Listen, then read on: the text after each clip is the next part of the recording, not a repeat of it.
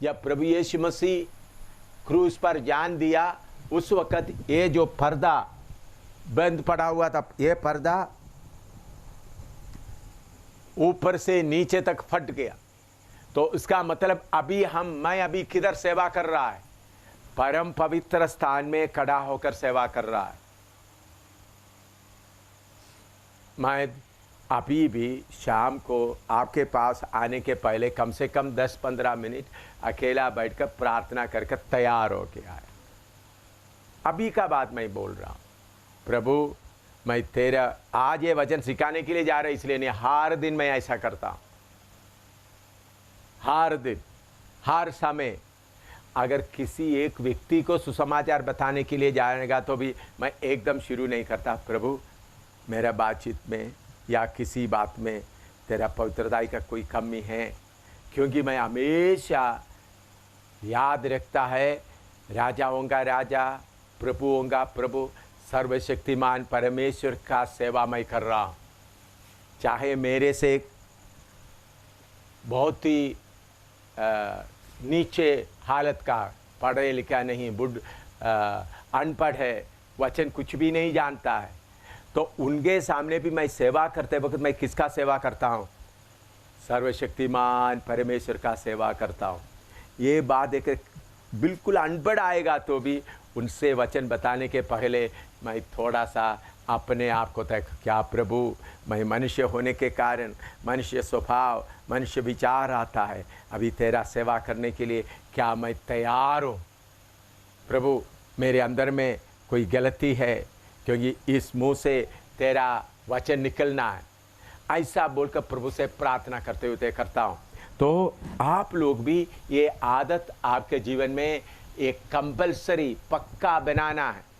मैं प्रभु की सेवा करने के पहले, प्रभु का वचन बताने के लिए जाने के पहले मैं अपने आप को शुद्ध करूँगा। प्रभु कहता है जिधर 2 या 3 मेरे नाम से इकट्ठा होता है, मैं उनके बीच में उपस्थित होता हूँ।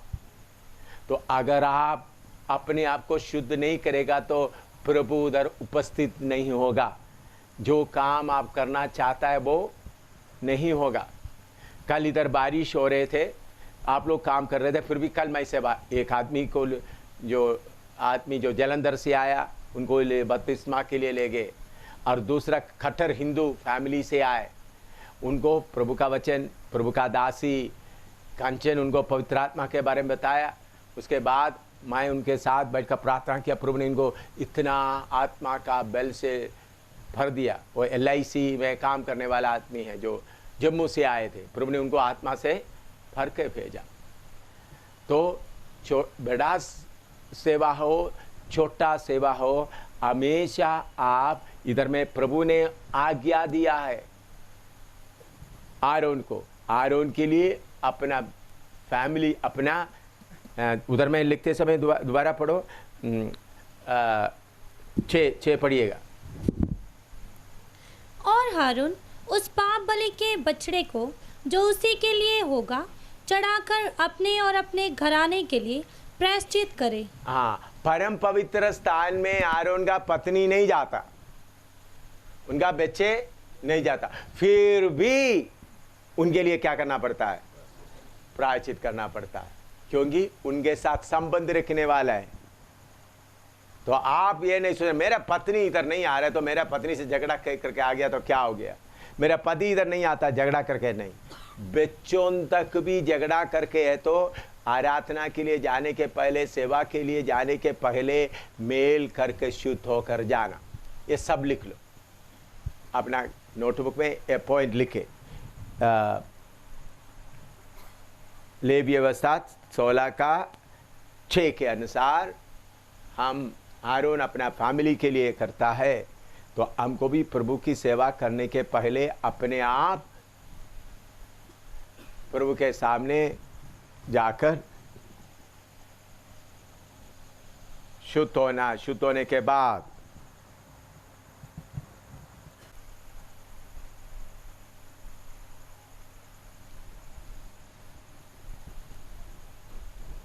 ये आपका आदत बनाना। अभी उसका 16 अध्याय का 7, 8, 9, 10, 7 से 10 तक पढ़िएगा। 16 अध्याय का 7 से 10 तक।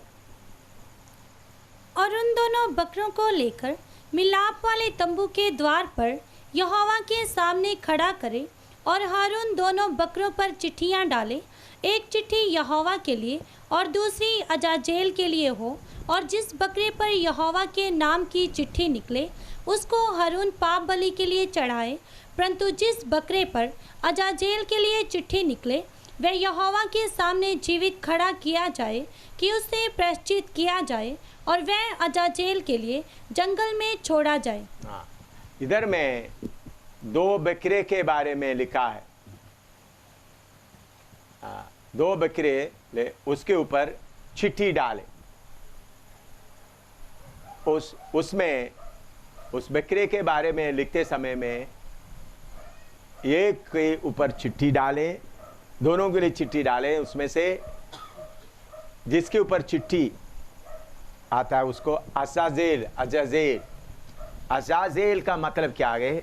असे वो इब्रानी शब्द है। असे मतलब एक गोट,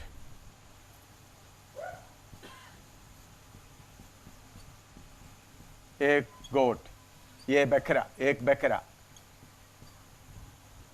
असेल, अजाजेल, असेल का मतलब गोट ऑफ डिपार्चर, डिपार्चर।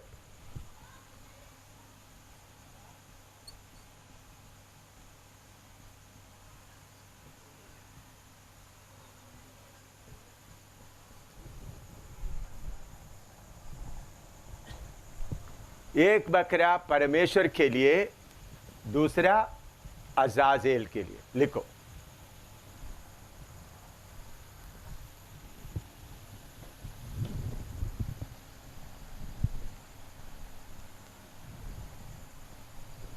दो बकरा लिया और उनके लिए चिट्ठी डाला। चिट्ठी एक यहोवा के लिए, दूसरा अजाजेल। अजाजेल मिलकर, अजा मतलब एक बकरा, अजेल मतलब भेजने वाला या ले जाने वाला, डिपार्चर। अजेल, एक बकरे को काटा जाएगा, एक बकरे को भेजा जाएगा। अभी इसमें कुछ गहरी मतलब भी आपको समझने का है। वो बात यह है, जो परमेश्वर के लिए जो बकरा था, बकरा है, उसको काटकर उसका खून और धूप लेकर महायाजक परम पवित्र स्थान में प्रवेश करेगा। सारे इस्राएलियों का पाप उस बकरे के ऊपर लाकर उसको क्या करेंगे? बलि करेंगे। बलि करने के बाद महायाजक के हाथ में एक बेसन में उसका खून, बकरे का खून रहेगा, दूसरे हाथ में धूप होगा। ये लेकर महायाजक मिलाप वाले तंबू के परम पवित्र स्थान में साल में एक बार प्रवेश करेगा। जब महायाजक प्रवेश करते समय में मिलाप वाले तंबू के अंदर कोई नहीं होगा, याजक भी कोई नहीं होगा, सब बाहर खड़े रहेंगे खामोशी से। वचन में नहीं लिखा, इस्राएलियों का रीति रिवाज के पुस्तक में लिखा है, जब महायाजक ऐसा जाते समय में उनके कमर में एक सोने का रस्सी या जंजीर जैसा बांधा जाएगा। क्यों? अगर उन्होंने परम पवित्र स्थान में गए, परमेश्वर उनका पाप को माफ नहीं किया तो उधर ही गिरकर मर जाएगा या मरकर गिर पड़ेगा। तब वो मरा हुआ लाश को भी उठाने के लिए कोई अंदर नहीं जा सकता। उनको उस लाश को खींचने के लिए एक सोने का रस्सी उनके कमर में बांधा हुआ होता है। तो मिलाप वाले तंबू के पवित्र स्थान से बाहर से क्या करेगा, उसको खींचेगा। आरोन का कपड़े में हम देखते हैं, उनका वस्त्र के बारे में आपको सिखाते समय में आपको मालूम होगा, इनका इस कपड़े में बहुत गंडियां हैं। ये जो एफोद नीले इधर में, अगर उन्होंने मंदिर में जाकर नीचे गिर के मर गया तो घंटियों का आवाज सुनाई देगा। गिर के मर गया तब भी उनका लाश को लेने के लिए कोई किधर नहीं जा सकता, इस परम पवित्र स्थान में नहीं जा सकेगा। इधर से बाहर से, इधर से याचक लोग इधर तक आ सकते हैं, इधर से उनका शरीर को क्या करना पड़ेगा, खींच कर लेना पड़ेगा। वो इधर बाइबल में लिखा नहीं, बल्कि इस्राएली लोगों का रीति रिवाज में, मूसा बताए हुआ बातों में ये बात लिखा हुआ है। उनका वो सारे बातें इसमें, आप कौन सा वचन में लिखा है करके आप पूछने से आपको मैं बता नहीं सकेगा, बल्कि यहूदी धर्म में, इस्राएली लोगों का मज़हब में, धर्म में ये लिख के रखा हुआ। वो कमर में ये सोने का रस्सी बांध कर, और वो जाते समय में ये आप ध्यान रखें, बाद में आप लिखें, ध्यान रखें। तो एक हाथ में क्या होगा, एक हाथ में खून, बकरे का खून, दूसरे हाथ में थूप, इधर से थूप हीट से थूपधानी है, इधर में लिखा है थूप ले जाने के लिए थूपधानी है। थूपधानी में से क्या करेंगे, उन्होंने थूप लेकर किधर जाएगा, इसके अंदर चले जाएगा। तो कितना डर के साथ जाना पड़ता है। उस समय में सारे इस्राएली लोग किधर खड़ा रहेगा, बाहर में, हिंदुस्तानी में। क्या परमेश्वर हमारे पापों को 1 साल के लिए माफ़ किया है, या डाम के रखा है, या हमारे ऊपर सजा है? तो याचक उधर से आकर वापस आकर ऐसा लोगों को हाथ ऊपर दिखाते समय में लोगों को मालूम होगा 1 साल का हमारा पाप को प्रभु ने क्या कर दिया, दाम भरा है, और उसका सजा हमारे ऊपर नहीं आएगा। इतना लिखो, फिर आगे का बताएंगे। एक बकरे के बारे में आपने सीख लिया। उस बकरे को क्या किया गया, उसको काटा, उसका खून लेकर परम पवित्र स्थान में छिड़क दिया। उसके बाद दूसरा बकरा जो असासेल के लिए है, उसके बारे में उसका 20 से 22 तक पढ़िएगा। लेवी व्यवस्था 16 का 20 से 22, लेविटिकस 16, 20 to 22, लेविटिकस 16, 20 to 22, 16 का 20 से 22 तक। हाँ। जब वे पवित्र स्थान और मिलाप वाले तंबू और वेदी के लिए प्रायश्चित कर चुके, तब जीवित बकरे को आगे ले आए, और हारून अपने दोनों हाथों को जीवित बकरे पर रखकर इस्राएलियों के लिए सब अधर्म के कामों और उनके सब अपराधों अर्थात उनके सारे पापों को अंगीकार करे, और उनको बकरे के सिर पर धरकर उसको किसी मनुष्य के हाथ जो इस काम के लिए तैयार हो जंगल में भेज के छुड़वा दे। वह बकरा उनके सब अधर्म के कामों को अपने ऊपर लादे हुए किसी निर्जन स्थान में उठा ले जाएगा, इसलिए वह मनुष्य उस बकरे को जंगल में छोड़ दे। इधर में दूसरा बकरा जो अजाजेल के लिए, उनके ऊपर इस्राएल के सारे पाप लगाएंगे, या उसके ऊपर सारे पाप लाने देंगे। आरोन उनके ऊपर हाथ रखा, सारे इस्राएल का पाप। एक को काटा गया, दूसरा, और एक तैयार किया हुआ आदमी के हाथ में उस बकरे को बियाबान में, जंगल मतलब रेगिस्तान में, मरुभूमि में दूर ले जाकर छोड़ दिया जाएगा। वो बकरा जाते समय में इस्राएली लोग सब दूर में खड़ा होकर, देखो वो बकरा हमारा पाप को लेकर जा रहा है। वो बकरा चलते चलते चलते रेगिस्तान में, उनको पीने के लिए कोई पानी नहीं मिलता, आकर चलते चलते चलते बाद में धूप में कहीं गिरकर मर जाता है। वो इस्राएली लोग सब दूर तक, जितने देर तक उनको दिखाई देता उतना देर तक वो बकरा सबका पाप को ले जाकर किधर क्या हो जाएगा, मर जाएगा। तो सारे इस्राएलियों का पाप को उन्होंने लेकर जाता है। लिखो,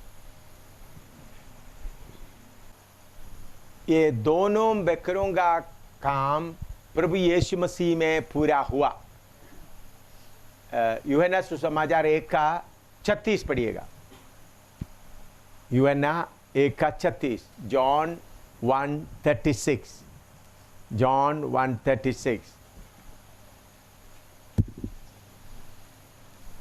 और उसने यीशु पर जो जा रहा था दृष्टि करके कहा, देखो ये परमेश्वर का मेमना है। देखो ये परमेश्वर का मेमना है। दो बकरे को खड़ा करके उसके ऊपर क्या डालता है, चिट्ठी डालता है। एक परमेश्वर के लिए, दूसरा अज़ाज़ेल के लिए। जो परमेश्वर के लिए है उसको काटा जाता है, जो अज़ाज़ेल के लिए उनको जंगल में भेजा जाता है। तो यीशु मसीह को देकर यूहन्ना बपतिस्मा देने वाला बोलता है परमेश्वर का मेमना है। लिखो, यूहन्ना 1:29, 1:29। दूसरे दिन उसने यीशु को अपनी ओर आते देखकर कहा, देखो ये परमेश्वर का मेमना है जो जगत का पाप उठा ले जाता है। हाँ, देखो ये परमेश्वर का मेमना है, जगत का पाप को उठा ले जाता है। जो अज़ाज़ेल के लिए दिया हुआ उस मेमने के बारे में भी इधर में प्रभु यूहन्ना बता, देखो परमेश्वर का मेमना इस्राएल का पाप को उठा ले जाता है। लिखो, अभी हाँ लिख दिया है। अभी इसका आत्मिक गहराई पर उतरना, तो उसके लिए थोड़ा सा यीशु के लहू के द्वारा अपने आप को तैयार करो। इसका आत्मिक गहराई समझना। हमेशा वचन में एक अर्थ होता है और दूसरा गहरा अर्थ भी होता है।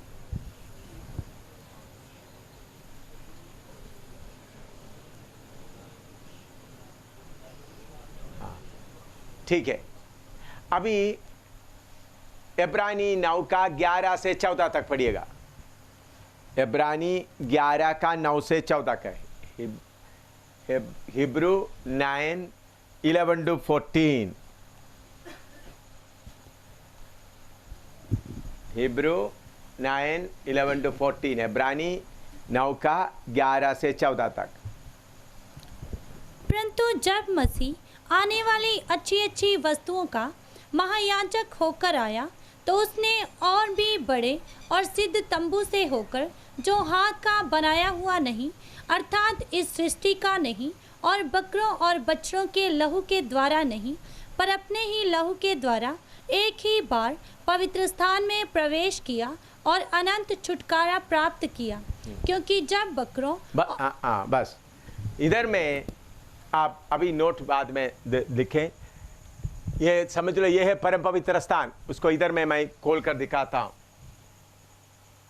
आरोन या महायाजक उधर प्रवेश करते समय में बकरे का खून लेकर जाता है, लेकिन इधर में पौलुस लिखता है प्रभु यीशु मसीह बकरे का खून लेकर नहीं गया, बल्कि अपना खून लेकर गया।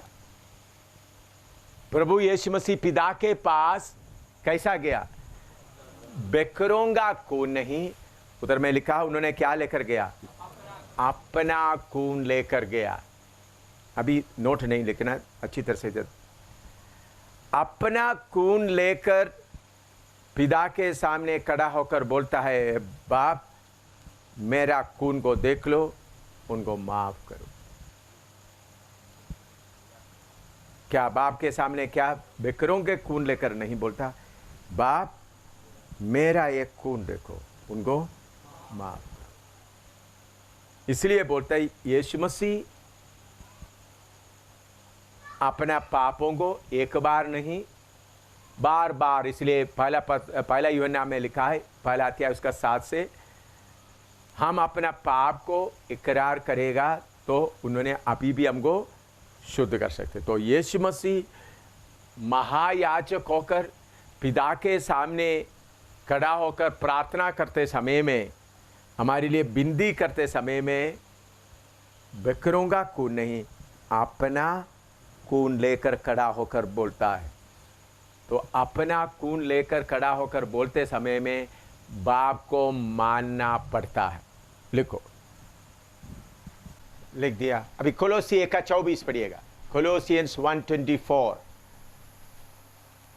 कोलोसी 1:24, कोलोसियंस 1:24।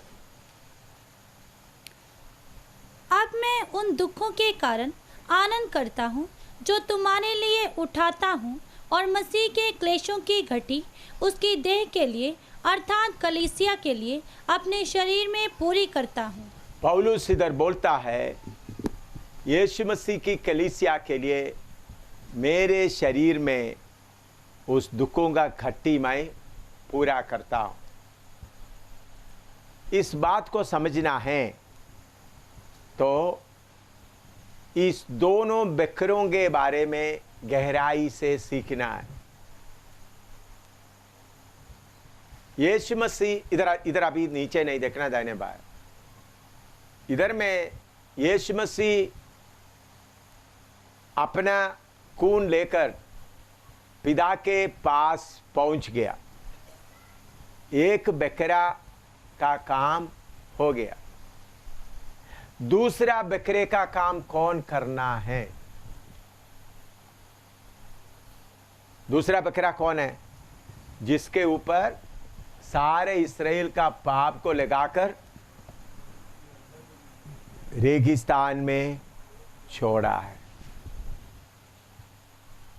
वो बकरे का काम मैं और आप करना है। वो है सेवा।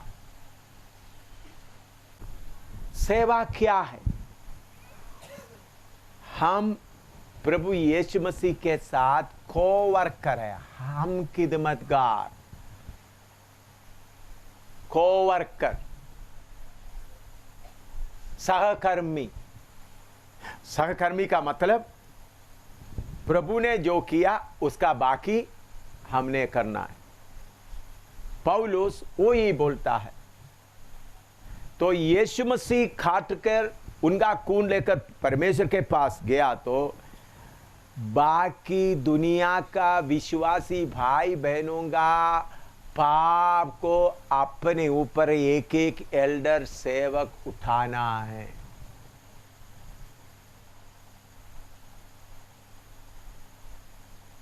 तभी आप याजक बनता है। याजक का काम क्या है?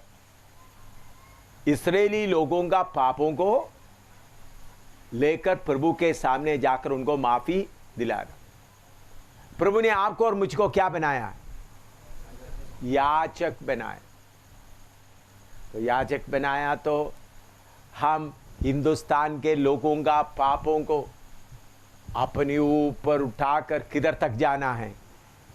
अपना प्राण जाने तक आगे बढ़ना है। इसलिए पहले सदी का सेवक लोगों को ये भेद मालूम होने के कारण सबके सब शहीद हो गए।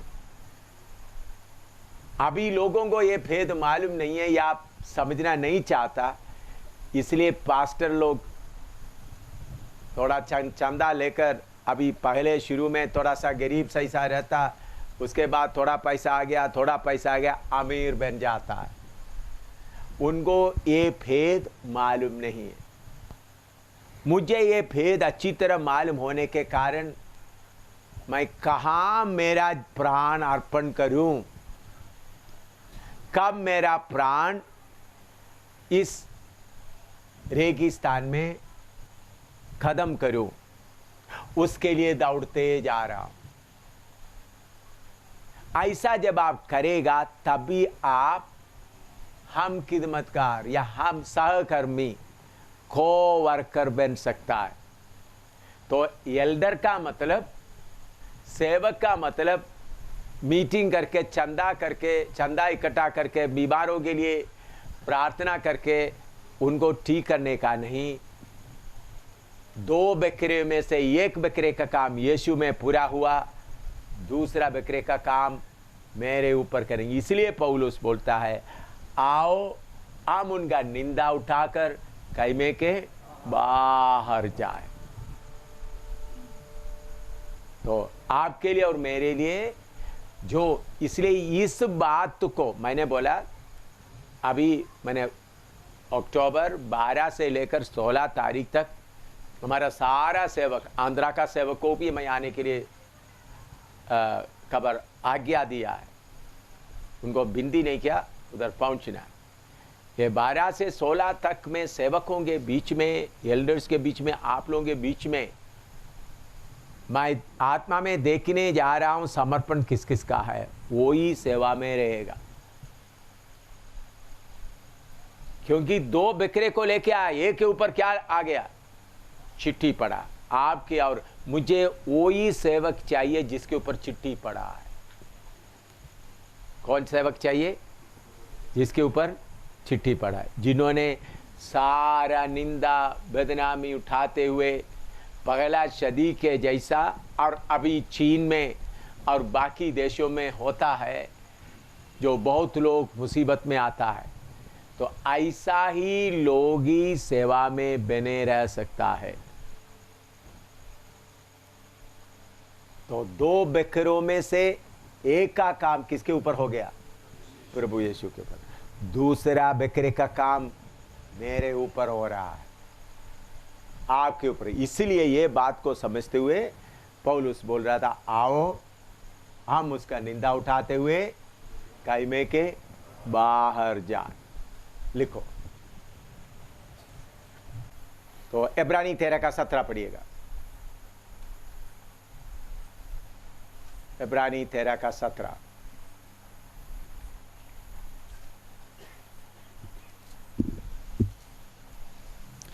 अपने अगुओं की आज्ञा मानो और उनके अधीन रहो, क्योंकि वे उनके समान तुम्हारे प्राणों के लिए जागते रहते हैं, जिन्हें लेखा देना पड़ेगा। प्राणों के लिए जागते रहते हैं, क्योंकि वो लेखा देना। ये बात भी प्रभु अभी लिख रहा, थोड़ा सा रो करके आप इधर देखें। आपका सेवकाई क्या है? सेवकाई का मुख्य भाव है आपके, सब इधर देखिए, अभी नीचे देखिए। सेवकाई का मुख्य भाग है दूसरों का पापों को उठाना। इसलिए पौलुस बोलता है, अपना शरीर में क्या करता हूं, हैं, दुखों को, कष्टों को उठा रहा। इसलिए पौलुस बोलते हैं, निंदा उठाकर खैमे के बाहर जा। इसलिए पौलुस बोलता है, तुम्हारे आत्माओं के लिए क्या करता है, जागते रहते। मैं लोगों को, मेरे साथ वाला पास्टरों को या सिस्टर्स को, एल्डर्स को डांटता हूं, लेकिन डांटने से बढ़कर उनका पापों को अपने ऊपर उठाता हूं।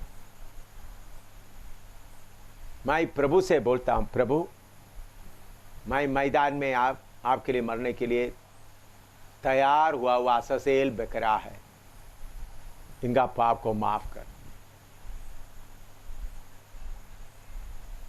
कल रात को मैं व्यक्ति को नहीं बताया, एक व्यक्ति, सिस्टर कांचन भी था, कांचन के पास, ऐसा लगा व्यक्ति का जीवन सत्यानाश होने जा रहा है। उनको मैं कांचन के साथ में भेज दिया, जाकर प्रार्थना। रात पर प्रभु का सामने रोता हुआ बोला, प्रभु उनका जो बात आपको माफ नहीं कर सकता, मेरे हिसाब में डालो।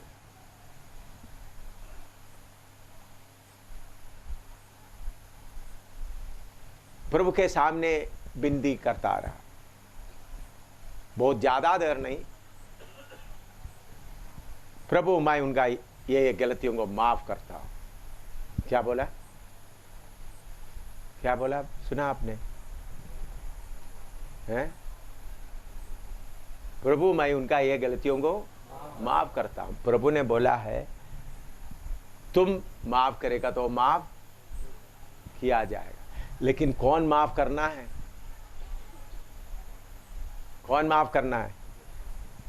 जिन्होंने अपना शरीर पर कीमत देने के लिए दे दिया है वो ही माफ कर सकता है। आपको मालूम है रात को भयानक घटना के बाद कांचन उसके लिए गवाह है। सवेरे 7 बजे फिर प्रार्थना में है तो पूरा रोशनी का माहौल आ गया। क्यों? रात के समय में जैसा अससेल बकरे का काम मैं कर रहा था, ऐसा एक व्यक्ति के लिए नहीं कई व्यक्तियों के लिए किया है। मैं सबका नाम अभी बताने का जरूरत नहीं, कई व्यक्तियों के लिए किया है। क्योंकि अससेल बकरे का काम कौन देना है? प्रभु। वो बकरा पाप उठाकर धूप में चल रहा है, पानी ना पीते हुए, खाने के लिए कुछ ना होते हुए। इसी मुताबिक आपके हाथ में जो विश्वासियों को सौंप दिया जाता है, पास्टर का पहला काम उनका पापों को अपने ऊपर उठाना है। उस बात को लिखने के पहले अभी ये याचक का वर्दी के बारे में आपको पढ़ा या नहीं, पढ़ाने के लिए समय नहीं मिला। इसके एफोद है याचक का। एफोद का कंधे में ये दोनों साइड में इस्राएल का 6 कबीले का नाम लिखा रहता। इस कंधे में 6, इस कंधे में। तो प्रभु के सामने खड़ा होते वक्त याचक अपना पत्नी को कंधे पर रखकर खड़ा नहीं होता। इस्राएल का 12 कबीलों को अपने ऊपर उठाते हुए खड़ा रहता। उसके अलावा एफोद के इधर में छाती में इसके ऊपर 12 पत्थर में इस्राएलों का 12 कबीले का नाम लिख के रखा हुआ। उसका मतलब दिल में, छाती में दिल में कौन बैठा हुआ है? इस्राएल का 12 कबीला। वो है याचक। याचक आपके अपने कंधे पर किसको लेकर खड़ा है? 12 कबीले को लेकर खड़ा है। उनके कंधे पर उनका बोझ उठाकर खड़ा हुआ है। उसके अलावा उनके छाती में उनका नाम लिखकर खड़ा हुआ। उसका मतलब इस्राएल का सारा बोझ कौन उठा रहा है? याचक। दिल के अंदर में कौन बैठा हुआ है? याचक है। इसी मुताबिक हम पहला पतरस 2:9 में हम कौन है? बोलो, पढ़ो पहला पतरस 2:9।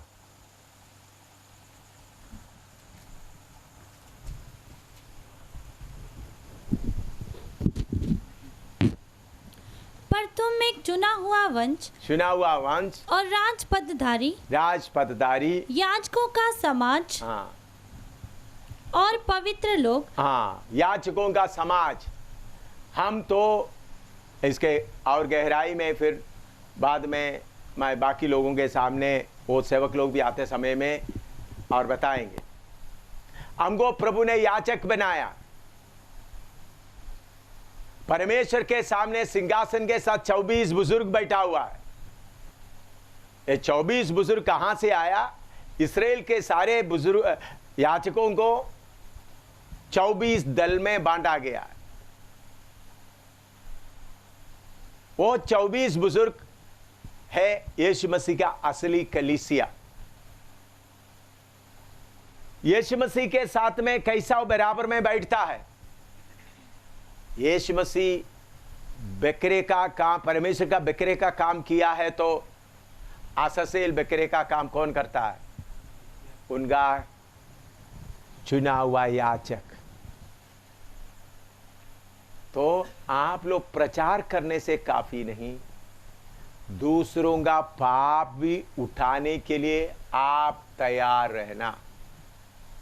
प्रभु इस बहन का, इस भाई का पाप का सजा मैं अपने ऊपर उठा लेता हूं। आप इनका पाप को माफ करना पड़ेगा। प्रभु इनका पाप का सजा मैं उठाता हूं। एक कैसा होता है, ये बात आपको कैसा मन में आएगा जब आप एक शरीर है करके आपके मन के अंदर वो भावना आएगा। तो एक हाथ में गंदगी है तो दूसरा हाथ जाकर उसको क्या करता है? साफ करता है। एक हाथ कुत्ते का मुंह में चले गया तो दूसरा हाथ जाकर कुत्ते को मारकर उस हाथ को छुड़ाता है। तो इस बात को समझकर एक शरीर है। मेरे साथ वाला एक बहन, एक भाई पाप में डूब रहा है, उनको डांटेंगे। डांटना आसान है, लेकिन कीमत देने का काम बहुत कठिन है। लेकिन कीमत देने वाला डांटते समय में कैसा डांटेगा? बोलो। कीमत देने वाला डांटते समय में हक के साथ मारते हुए जबरदस्ती से करेगा। क्यों? मैं तुम्हारा हूं, तुम्हारा कीमत दे रहा हूं। तो डांटते समय में सस्ता से तुम ऐसा कर सकते, ऐसा नहीं। कीमत देते समय में आपका डांट भी क्या हो जाता है? हल्का होता है, भारी हो जाता है? बोलो। भारी। मैं एक काम, जब से ये वचन मुझे मालूम हुआ है, मैं प्रभु को बोल दिया। इसलिए मैंने बोल दिया, मेरा पत्नी बच्चे तुम अपना अपना काम करो, मुझे इससे बड़ा काम है। जब उनको समझाने का थोड़ा सा हालत आ गया तो उनको मैंने उतार कर रख दिया। मैं औरों को मेरे कंधे पर उठाना है, औरों को मेरे एफोद में, छाती में रखना है, उनका पाप को उठाना है। इसलिए पौलुस बोलता है, मैं कलीसिया के लिए, उनके शरीर के लिए। कितने लोगों को ये बात समझ में आ रहा है? इसी मुताबिक हिंदुस्तान के पापों को हम अपने ऊपर उठाना है। हिंदुओं का पापों को अपने ऊपर उठाना है, मुसलमानों का पापों को उठाना है। आपको मालूम है, इसलिए मैं कितने बार पठानकोट में, जलंधर में, अंबाला में, पार्कों में बैठकर रोते थे। प्रभु ऐसा हर जगह में अभी कलीसिया है। वो हमारे साथ में नहीं है तो कोई बात नहीं, लेकिन मुझे एक तसल्ली है, हर जगह में प्रभु ने क्या किया है? कलीसिया खड़ा किया है। तो ये इसके लिए समर्पण चाहिए। अपने पेट के लिए सपोर्ट के पीछे जाने वाला क्या करेगा? पाप के लिए कीमत देना है तो पेट, अपने बच्चों के पेट के लिए सपोर्ट के लिए जाए तो उसको मैं क्या करता हूं, ऐसे सेवक लोगों को समझाने के बाद भी, ठीक है भाई तुम अपना काम करो। मेरे प्यारों, इसके लिए प्रभु ने आपको चुना है। आपके ऊपर चिट्ठी पड़ा है, वो ही सेवा के लिए आए। इसलिए मैं हर एक को बोलता हूं, सेवा के लिए बुलावट को क्या करो? पक्का करो। तुम्हारे ऊपर चिट्ठी पड़ा है या नहीं? मुझे मालूम है मेरे ऊपर चिट्ठी पड़ा है। मुझे बियाबान में जाकर खत्म होना, प्रार्थना करने के लिए मन है, प्रार्थना करो। और गहराई से समझा तो प्रार्थना करो। किसको मालूम है अससेल का चिट्ठी मेरे ऊपर पड़ा है? मुझे हिंदुस्तान के लोगों के लिए, पंजाब के लोगों के लिए, जम्मू कश्मीर के लोगों के लिए उस अससेल का बकरे की तरह चलते चलते अपना प्राण को देना है।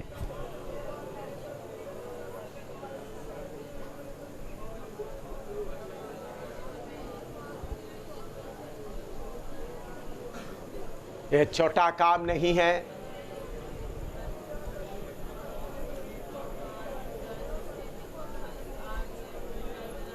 अपने इसलिए पौलुस बोलता है अपने अगुओं के अधीन रहो, क्योंकि तुम्हारे आत्माओं के लिए जागते रहता है।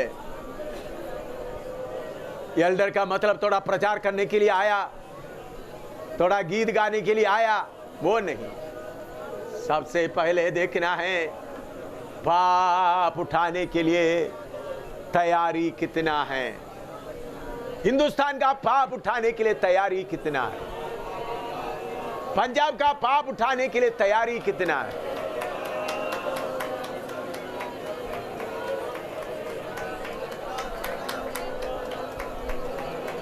लोगों का पाप उठाने के लिए तैयारी कितना है। मेरे साथ वाला बकरा काटा गया, हम दो थे, एक तो काटा गया, मैं जिंदा हूं, मैं बियाबान में जाऊंगा।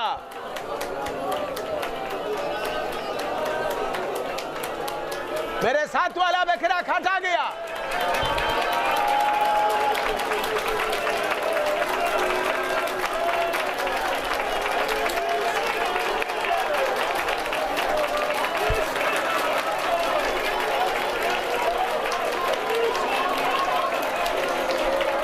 मेरे साथ वाला बकरा काटा गया। उन्होंने अपना खून लेकर पिता के पास प्रवेश कर दिया।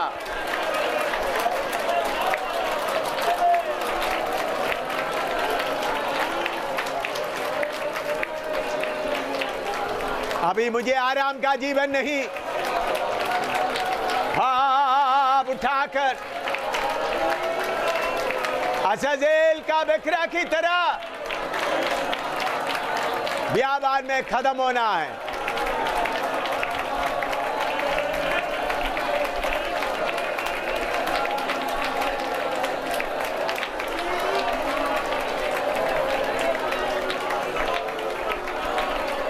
उसके लिए चिट्ठी मुझ पर पड़ा है।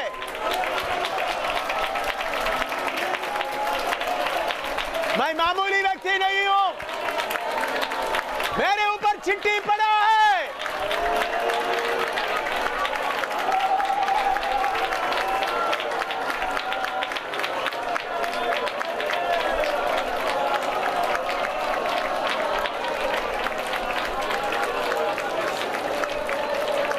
मेरे ऊपर चिट्ठी पड़ा है।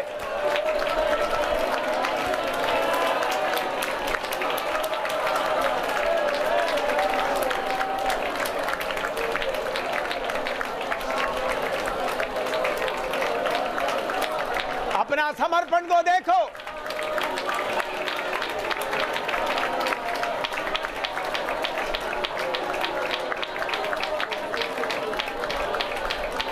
जम्मू कश्मीर के लिए,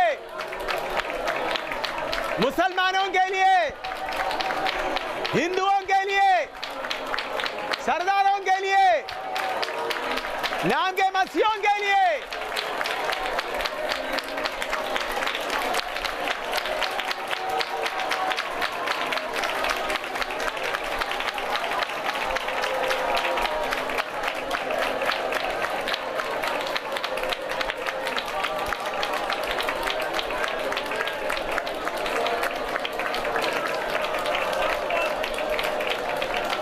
यीशु याचक है, आप भी याचक है।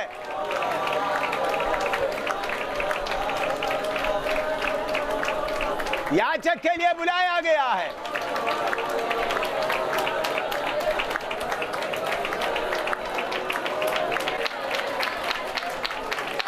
आपका अंत क्या होना,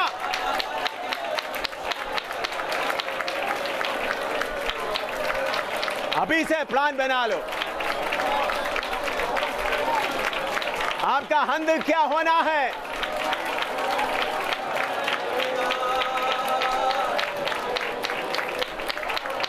हालेलुया।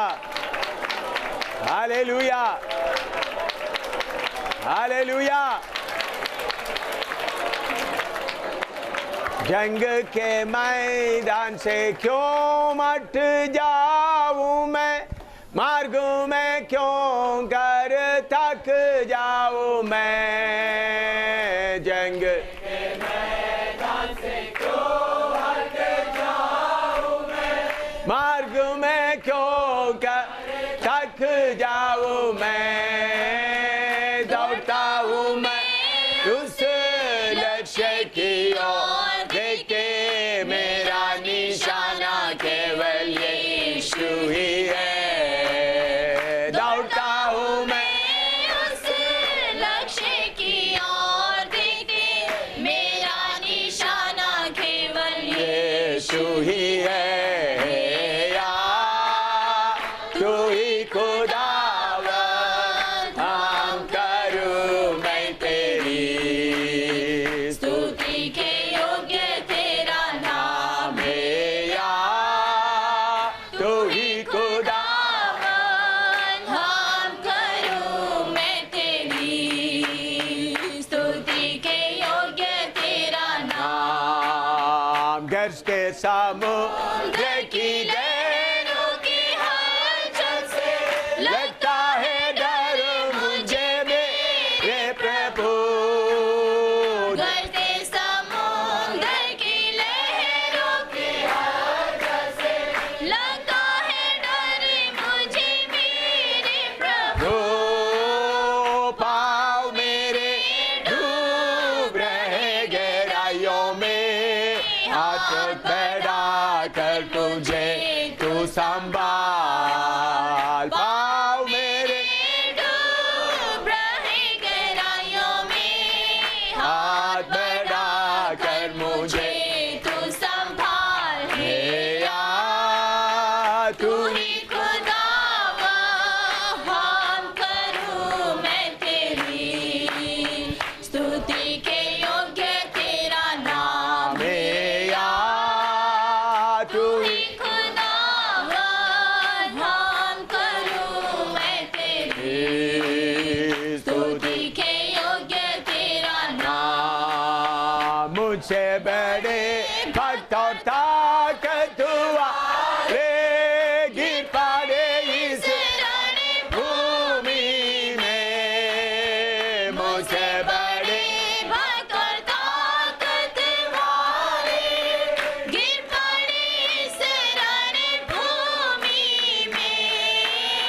देखता हूँ मैं उसकी हड्डियों के ढेरों को, प्रभु की गहराई उन पर जो गिर पड़े।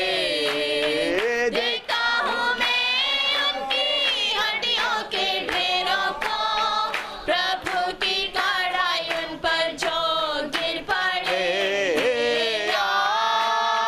तू ही खुदावन, हम करूं मैं तेरी स्तुति के योग्य तेरा नाम है। तू ही खुदावन, हम करूं मैं तेरी स्तुति के योग्य तेरा नाम। अर्पण करता हूँ मैं जो कुछ है मेरा, प्रभु यीशु तेरी बेदी में। हालेलुया। अर्पण करता हूँ मैं जो कुछ है मेरा, प्रभु यीशु तेरी बेदी में। ओ तेरी सेवा करना यही तमन्ना मेरी, जीवन की मेरी यही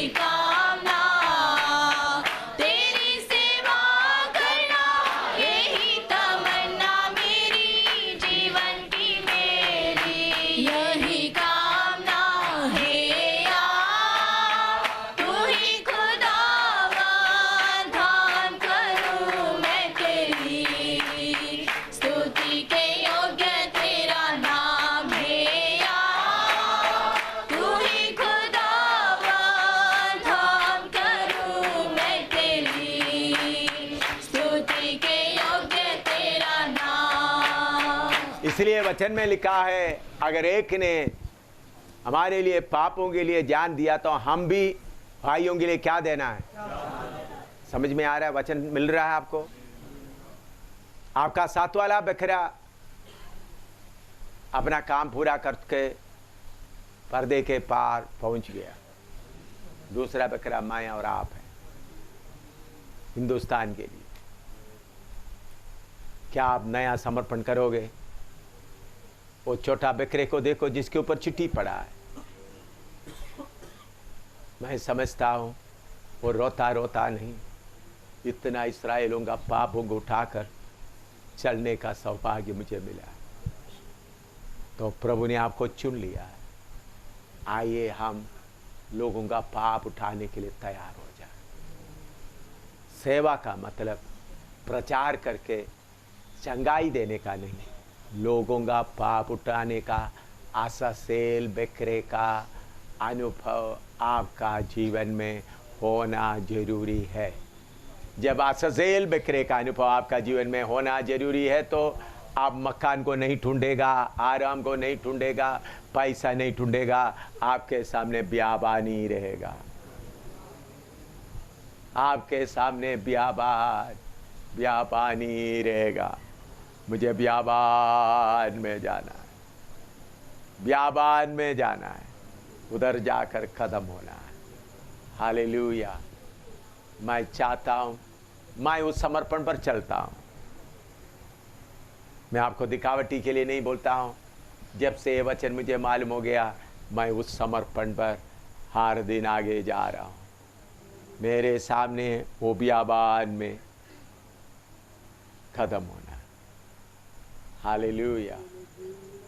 इसलिए मेरे प्यारों, सेवा आप जैसा सोचते हल्का नहीं, कष्ट उठाते हुए प्राण देने का है।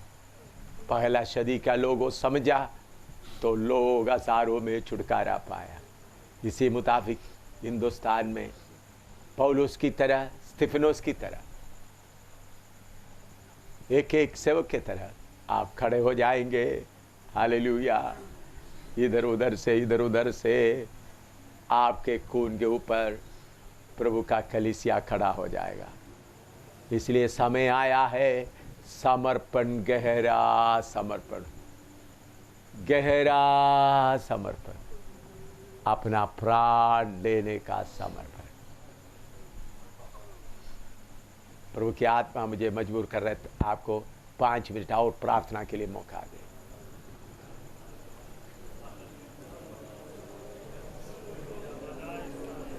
जिसके अंदर आग जलता है जलने दो। मैं सबको जलाने के लिए नहीं बोल रहा।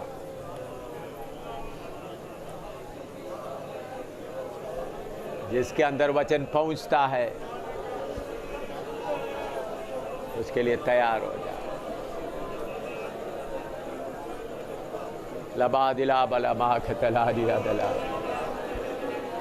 असली बकरा यीशु उस तरफ खड़ा होकर देख रहा है, मेरा साथ वाला बकरा भी क्या कर रहा है। वला होतले मालो दुलामा तुला दिया लमाराया, भाव लेकर जा रहा है।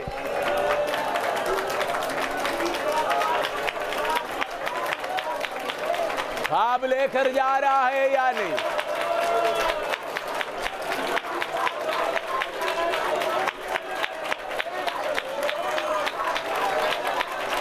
लोगों का पापों को लेकर जा रहा है या नहीं?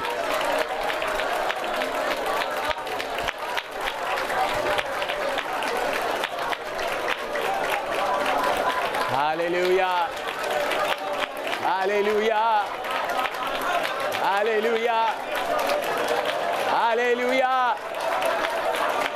हालेलुया। गुरदासपुर के लोगों का पाप को लेकर चलना, पंजाब के लोगों का पापों को लेकर चलना, जम्मू के लोगों का पाप को लेकर चलना।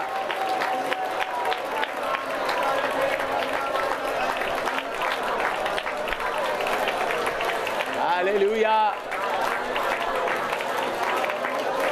हालेलुया, आमीन। अभी प्रार्थना करेंगे। प्रार्थना करने के पहले एक बात और बताना चाहता हूँ। कल रात को मैं 2 व्यक्तियों को बताया, आपका काम है जो लोगों का चेहरा आपको याद आता उनके लिए प्रार्थना करो। वो उनका दोनों का नाम मैं अभी इधर नहीं बताऊंगा। मैंने प्रभु के सामने उनके सिर पर हाथ रखकर प्रार्थना करते हुए रात के समय में, आपका जिम्मेवारी है जितने लोगों का चेहरा आपको याद आता है उनके लिए प्रार्थना करते रहो। 2, लेकिन उसके अलावा मैं आप लोगों से भी विनती करता हूँ, आप सबका नाम आपको याद नहीं है तो भी चेहरा जिन जिन का याद आता है उनके लिए प्रार्थना करो, क्योंकि इस क्लास एक मामूली क्लास नहीं है, इसमें बहुत शाहिद लोग तैयार होना।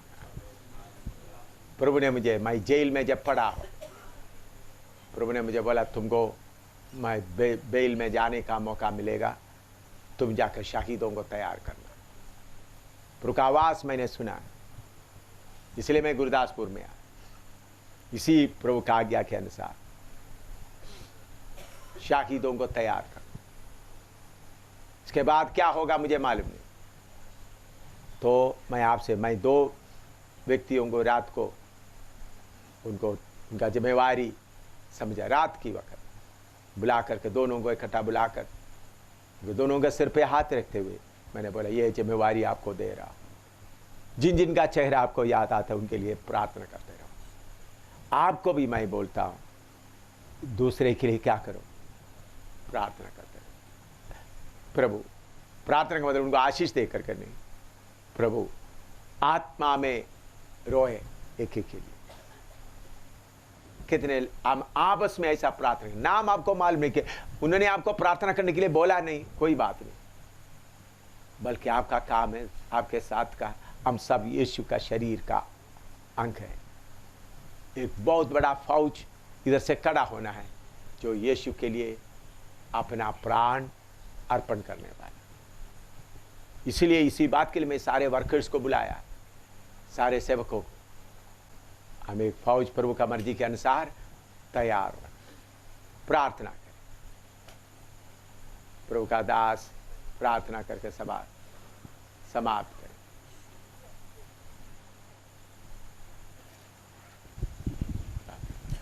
हालेलुया। आइए हम अपनी आंखों को बंद करते हुए, सिरों को झुकाते हुए प्रार्थना का हालत में। सर्वशक्तिमान पिता, हम आपका शुक्र, आपका धन्यवाद करते पिता महान, इस शाम का समय में एक बार फिर से आपके चरणों में आने के लिए सौभाग्य दे दिया पिता, आपका धन्यवाद हो पिता। प्रभु इस जगह में प्रभु अपने दास के द्वारा आप हमसे बातें कर रहे, तेरा धन्यवाद हो पिता। प्रभु सचमुच में प्रभु आज तक बहुत बातों में प्रभु हम लोग लापरवाह रहे, प्रभु सुस्त रहे, प्रभु जितना जिम्मेवारी से वफादारी से काम करना था पिता, हमने इतना वफादारी से काम नहीं किया पिता। प्रभु आप इन दिनों में होने दे प्रभु, तेरे दास के द्वारा प्रभु वचनों को सीखते हुए हमें से प्रत्येक को प्रभु आपका दिया हुआ जिम्मेवारी को वफादारी से प्रभु इस मरुभूमि में चलते हुए पूरा करने के लिए कृपा दे पिता, ताकि एक एक जिसके ऊपर आपका चिट्ठी आया है पिता, एक जन प्रभु इस मरुभूमि में शहीद होने वाला हो जाए पिता। प्रभु तेरा धन्यवाद करते प्रभु, तेरे वचनों के द्वारा प्रभु हम सबका जिम्मेवारी को एक बार फिर से आपने प्रभु प्रकट करके दिया, तेरा धन्यवाद हो पिता। सचमुच प्रभु इस दुनियादारी में चलते समय बहुत बार प्रभु गंभीर बातों को हम भूल जाते हैं पिता। पिता तेरा धन्यवाद हो पिता, इन वचनों के लिए तेरा धन्यवाद करते पिता। प्रभु इन वचनों के लिए सारा आदर और महिमा हम आपको देते प्रभु, इस ऊंचा पदवी के लिए तेरा धन्यवाद करते, इन ऊंचा वचनों के लिए तेरा धन्यवाद करते प्रभु इतना बड़ा सेवा के लिए हम नलायकों को अब तैयार कर रहे, तेरा धन्यवाद हो पिता। सचमुच हम योग्य ना थे पिता, प्रभु तेरा दया का नजर हम नलायकों पर पड़ रहा है, तेरा धन्यवाद पिता। प्रभु इन दिनों में एक एक जन तेरा मर्जी के अनुसार तैयार हो जाए, तेरे श्रेष्ठ दास के लिए भी हम आपका धन्यवाद करते हैं प्रभु। बुजुर्ग की हालत में प्रभु कमजोर शरीर में नया बल नया शक्ति देकर हमारे बीच में आप इस्तेमाल कर रहे, तेरा धन्यवाद हो प्रभु। प्रभु सब बातों के लिए प्रभु हम आप ही को धन्यवाद देते हुए ये प्रार्थना आपके पुत्र प्रभु यीशु मसीह के नाम से मांग लेते हैं, आमीन। आखिर आशीर्वाद दीजिए। अब पिता का प्रेम, प्रभु यीशु मसीह का फजल, पवित्र आत्मा की संगत हम सबके साथ प्रभु के दूसरी आमद तक हमेशा से हमेशा तक होती रहे। आमीन।